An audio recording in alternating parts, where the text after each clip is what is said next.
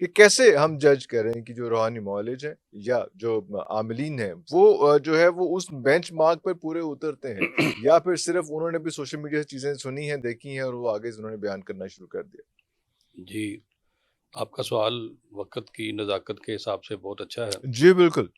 اور ہمارے معاشرے میں کچھ بیماریاں بھی ہیں، لیکن آج کل جس گھر میں آپ دیکھیں وہ یہی کہے گا کہ جادو جنات ایگزیکٹلی۔ اور لوگ پھر خوف زدہ بھی ہیں، وہ اپنے کچھ ایسے مسیحی کی تلاش میں بھی ہے کہ ہمیں وہاں سے افاقہ ہو۔ بالکل۔ دیکھیں بات یہ ہے کہ ہمارا ایمان ہے اللہ پر اللہ اور اکبر آخر الزماں پیغمبر جناب محمد الرسول اللہ صلی اللہ علیہ صلی وسلم۔ اللہ علیہ وسلم پر، وہ ہمارے آخری نبی ہیں۔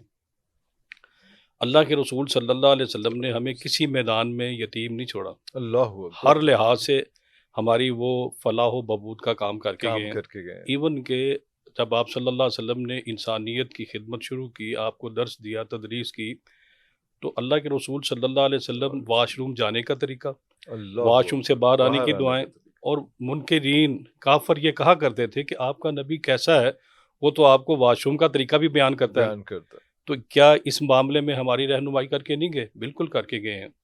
آپ حدیث کی کوئی بھی کتاب اٹھا کے دیکھیں، جو ہماری سیاہ ستہ ہیں، جو حدیث کی کتابیں معتبر کتابیں ہیں، کوئی بھی کتاب آپ کو اس چیپٹر سے خالی نہیں ملے گی۔ نہیں ملے گی۔ اس میں آپ نے دیکھنا ہے عنوان کتاب و طب، اور طب کے اندر جہاں جڑی بوٹیوں پہ، بیماریوں پہ اللہ کے رسول صلی اللہ علیہ وسلم نے رہنمائی فرمائی ہے، وہاں باب الرقا ملے گا آپ کو، دم کرنے کا باب۔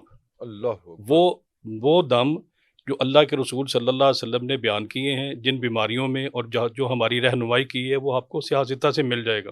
اللہ اکبر۔ اب آپ نے دیکھنا کیسے کہ یہ معالج بالکل ٹھیک ہے یا نہیں ٹھیک۔ سب سے پہلے ہمارا جو شفا لینے کا ذریعہ ہے وہ کیا ہے؟ اللہ سبحانہ و تعالیٰ کی ذات، اللہ سبحانہ و تعالیٰ کی ذات۔ ہر وہ کلمہ، ہر وہ ادعیہ معصورہ جو قرآن سے ثابت ہے،